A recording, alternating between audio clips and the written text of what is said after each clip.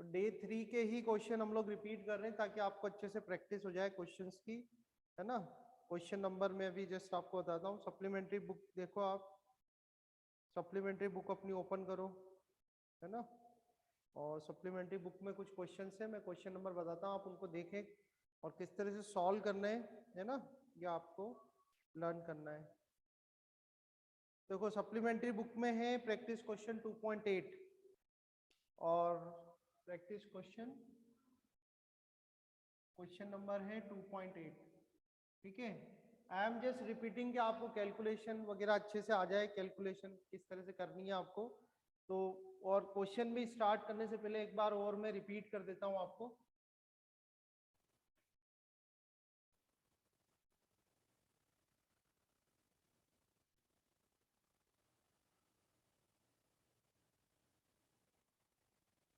ठीक है, एक बार हम रिपीट कर लेते हैं Newton's law of gravitation.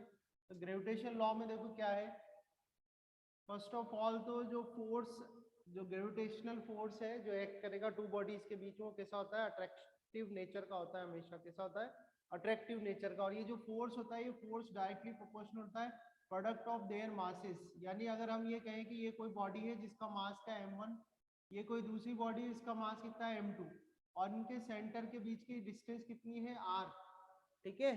Centre से डिस्टेंस कितनी है r है, ठीक है ना। और मासेस कितने हैं m1 और m2 है। तो जो ग्रेविटेशनल फोर्स एक्ट करेगा इनके बीच में, जो अट्रैक्शन का फोर्स एक्ट करेगा, वो फोर्स क्या होगा, डायरेक्टली प्रोपोर्शनल होगा प्रोडक्ट ऑफ देयर मासेस। उनके जो मासेस है m1 एंड m2, ठीक है। मासेस क्या है इसका, ये m1 और ये m2, ठीक है। m1 m2 मासेस है, इनके प्रोडक्ट के तो प्रोपोर्शनल होगा पहली बात, और इनवर्सली प्रोपोर्शनल होगा इसके डिस्टेंस के स्क्वायर के। F is inversely proportional to r square, ठीक है। ये है लॉ, कौन सा, न्यूटन्स लॉ ऑफ ग्रेविटेशन। अगर आप इसको कंबाइन करते तो कंबाइन करेंगे तो F प्रोपोर्शनल टू क्या जाएगा, F प्रोपोर्शनल टू हो जाएगा m1 m2 divide by r square, ठीक है।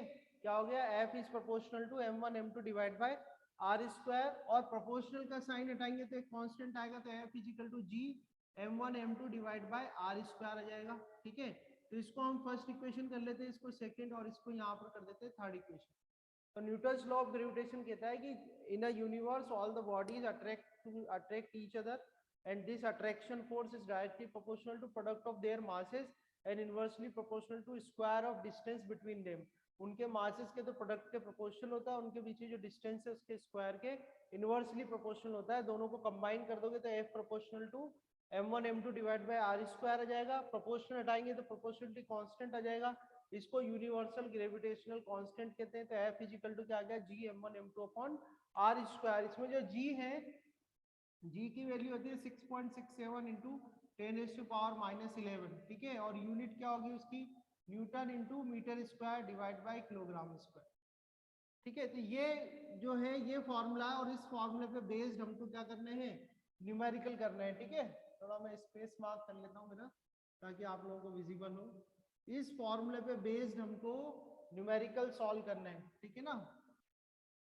तो जो आपके दे रखे हैं आप देखो, सबसे पहले देखो क्वेश्चन नंबर 2.8, और आप मैसेज कर सकते हो, ठीक है। मैसेज करो, मैसेज करके अपन चेक कर लेंगे, ठीक है। तो क्वेश्चन नंबर 2.8 देखो, प्रैक्टिस क्वेश्चन सप्लीमेंट्री बुक में है ना, 2.8, ठीक है। और सप्लीमेंट्री बुक में है ये, सप्लीमेंट्री बुक SB5 2.8, ठीक है। जो क्या दे रखा है, मेन ऑफ मास 70 किलोग्राम। तो कोई मेन है, उसका मास ऑफ मेन दिया हुआ है आपको, ठीक है। तो मास ऑफ मेन अपन ने स्मॉल m से दे दिया, और ये कितना है 70 किलोग्राम है। समझ में आ रही है बात, मास ऑफ मेन कितना 70 किलोग्राम है। Standing 10 metre away from an object, किसी ऑब्जेक्ट से 10 मीटर डिस्टेंस पर है। तो हम यहाँ डिस्टेंस देख लेते हैं, डिस्टेंस कितनी है 10 मीटर। और ऐसे ही अब यहाँ पर कर लेते हैं कि मास ऑफ ऑब्जेक्ट, जो ऑब्जेक्ट है उसका मास ऑफ ऑब्जेक्ट ले लेते हैं।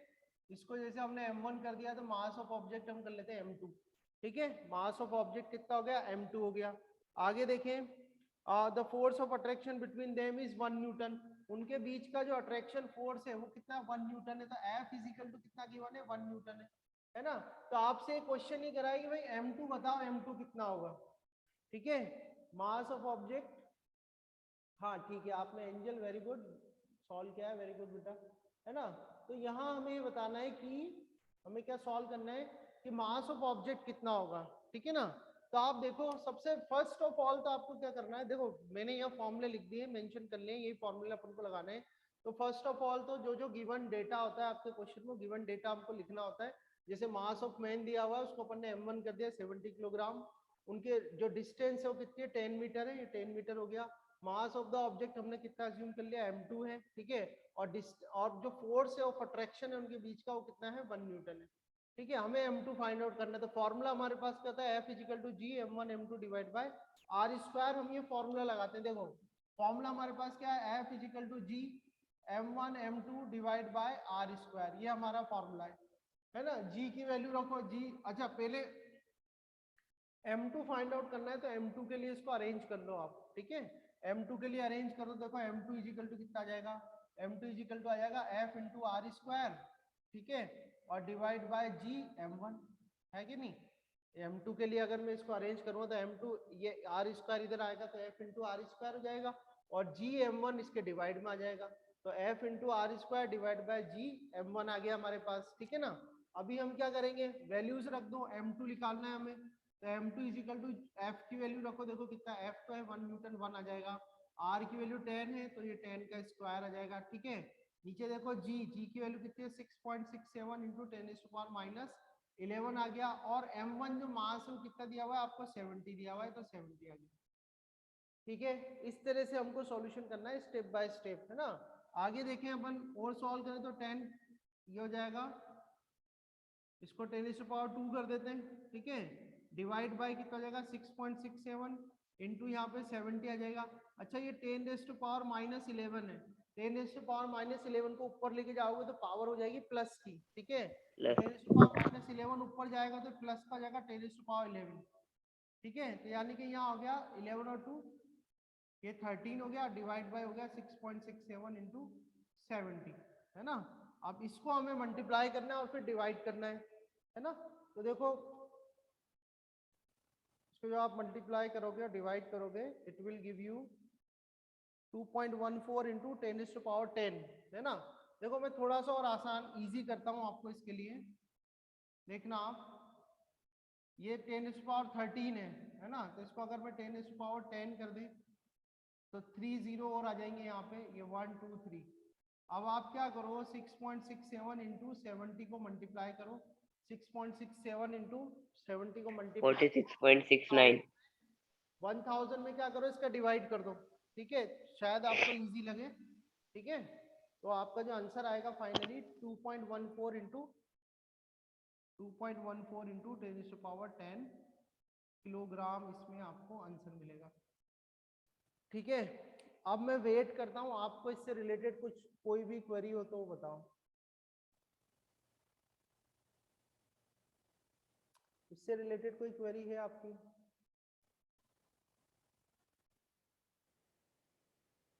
टू 2.9 देखते हैं अपन।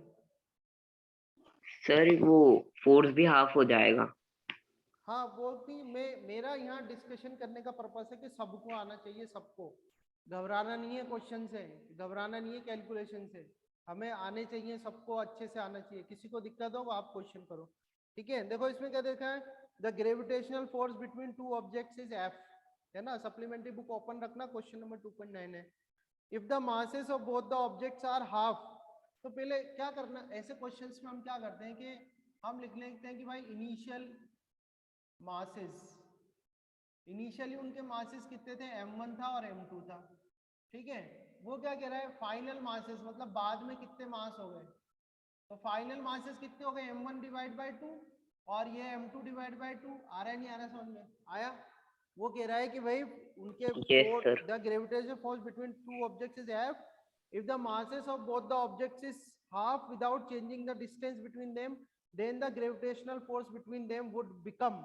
तो इन क्वेश्चंस को आप कैसे करोगे, देखो जब उनके मासेस और उनके मासेस m1 m2 है तो फोर्स कितना है f है, जब मासेस उनके m1 और m2 है तो फोर्स कितना है f है, और उनके बीच की डिस्टेंस कितनी है r है। बात समझ में आ रही है, ये अपनी इनिशियल कंडीशन थी, या इसको इनिशियल मासेस या अपन कह सकते हैं भाई ये हमारी क्या थी, इनिशियल कंडीशन थी, ये हमारी इनिशियल कंडीशन है और ये हमारी फाइनल कंडीशन है। फाइनल में वो क्या कह रहा है, ध्यान से क्वेश्चन को देखो। फाइनल में वो कह रहा है कि अगर मासेस को आधा कर दिया जाए, मासेस को आधा कर दिया जाए, m1 को m1/2 कर दो और m2 को m2/2 कर दो, तो वो कह रहे हैं कि अब फोर्स क्या होगा। मान लो वो फोर्स जो है वो हो जाता है F1। अभी हमें नहीं पता, हमें पता करना है कि फोर्स कितना होगा, तो फोर्स कितना मान लिया अपन ने, F1 हो जाता है। ठीक है, ये हमें फाइंड आउट करना है। और डिस्टेंस सेम है, पहले जितनी थी उतनी ही है। तो देखो डिस्टेंस चेंज नहीं हो रही, तो ओनली ये वाला फर्स्ट वाला फॉर्मूला लगाएंगे अपन। अगर डिस्टेंस चेंज नहीं हो रही है तो फर्स्ट वाला फॉर्मूला लगाएंगे। अगर मासेस चेंज नहीं हो रहे हैं तो सेकंड वाला फॉर्मूला लगाएंगे। और अगर दोनों चेंज हो रहे हैं तो ये वाला फॉर्मूला लगाएंगे। इसको अपन, इसको भी कोई नंबर कर दो, इसको थर्ड कर दो, इसको फोर्थ कर दो। आ रही है बात, नहीं आ रही समझ में? अब देखो फर्स्ट वाला फॉर्मूला देखो, फर्स्ट वाला फॉर्मूला क्या है, F is proportional to m1 m2। ठीक है, F is proportional to m1 m2। तो अगर आप इस प्रोपोर्शनल को हटाओगे तो कोई ना, अच्छा इसको कर दो जी F है ना, F is proportional to m1 m2। अच्छा मुझे बताओ, जब फोर्स F1 हो गया तो मास कितना लिखूंगा मैं यहाँ पे, बोलो m1 की जगह कितना लिखूंगा? अगर F1 m1 डिवाइड बाई 2। हाँ, इसको क्या कर दूंगा मैं, m1 डिवाइड बाई 2 कर दो। और m2 को क्या कर दूंगा, m2 m2 divide divide by कर दूंगा। ये इक्वेशन मेरी 1 हो गई, m1 ये इंटू इक्वेशन क्या हो m2 गई, 2 हो गई। डिवाइड बाई इसमें क्या 4। करता हूँ, 1 सेकंड वाली इक्वेशन में 1 वाले का डिवाइड कर देता हूँ। समझ में आ रही है? सेकंड वाली जो इक्वेशन है उसमें 1 वाले का हम क्या कर रहे हैं, डिवाइड कर रहे हैं। ठीक है, तो डिवाइड करोगे, देखो सेकंड वाली इक्वेशन क्या है आपकी, F1 डिवाइड बाय F हो जाएगा। आ रही है बात समझ में? F1 divide by F। Sir वो दिख नहीं रहा। सेकंड और 1 को डिवाइड करना है अपन को। नीचे चला ओके गया क्या, सर। 1 सेकंड है ना, यस सर। 1 सेकंड करता हूँ इधर।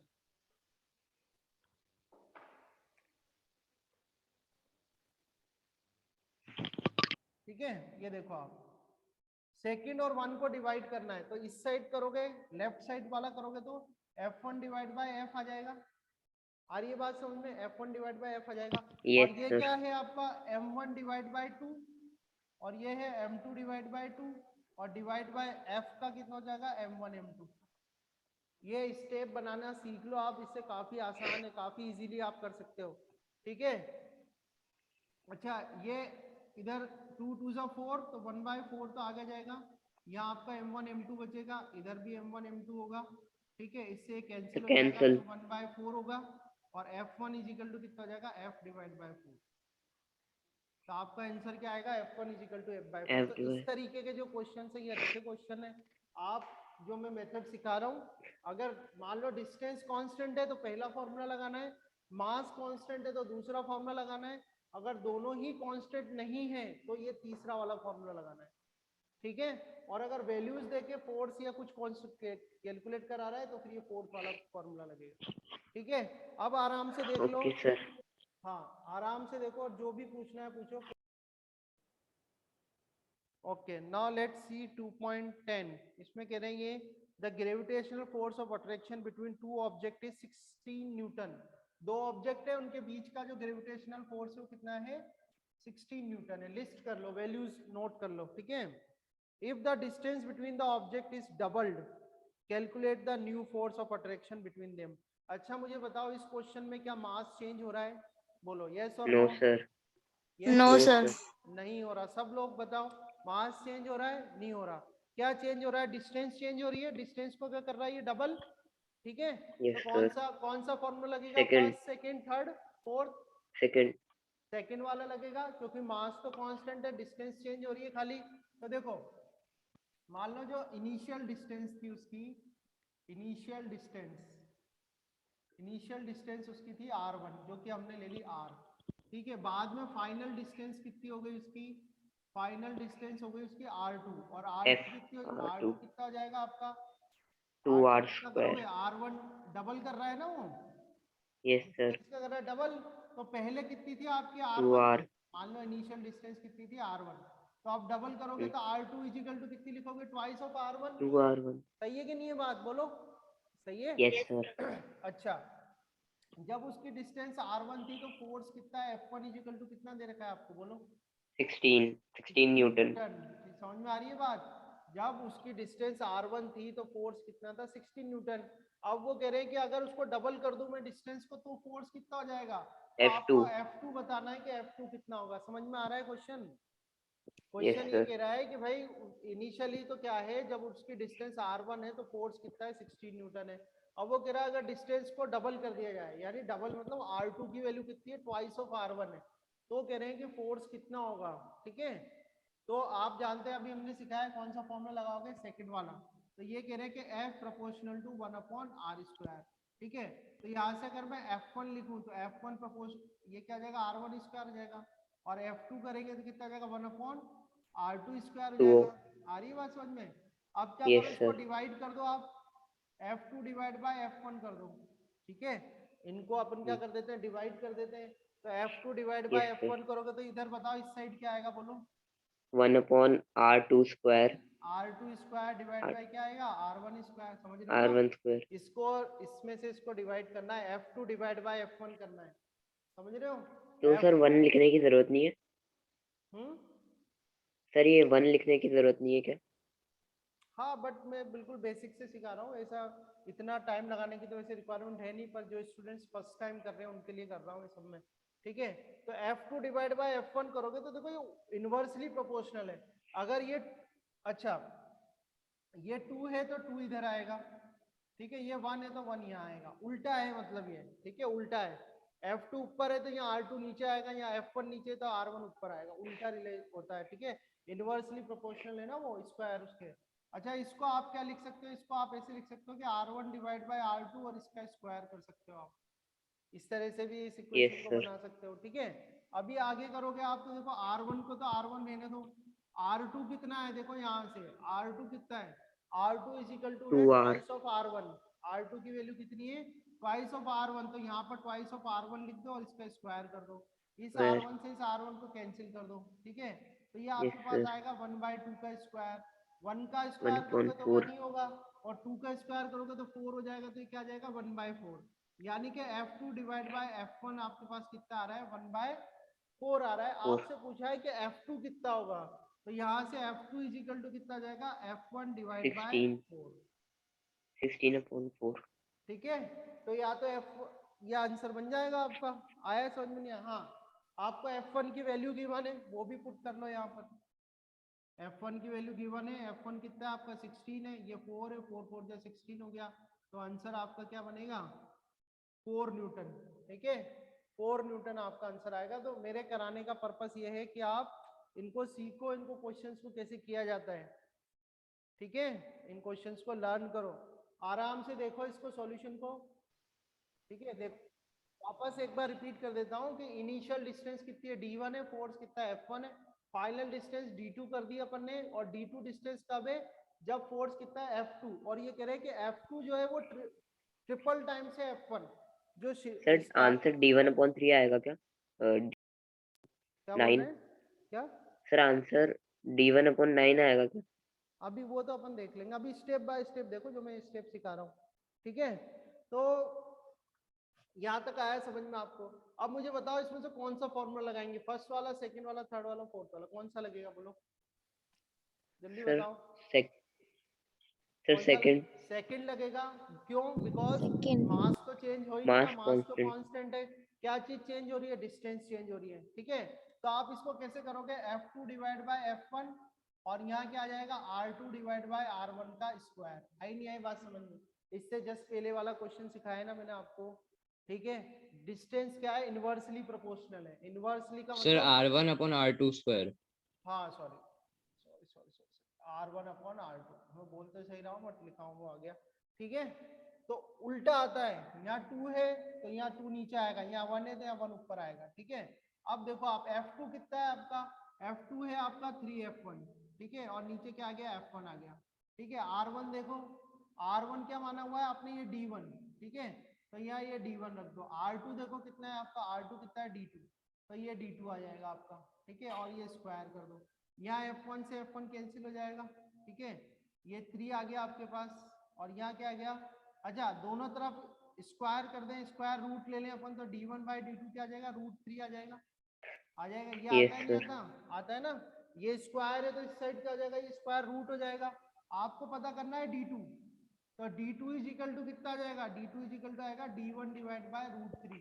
और d1 की वैल्यू कितनी, क्वेश्चन में क्या दे रखी है, d दे रखी है, तो d डिवाइड बाय कितना जाएगा, √3। तो आंसर जो इसका बनेगा, आंसर क्या बनेगा आपका, d/√3। अच्छे से देखो, आए समझ में।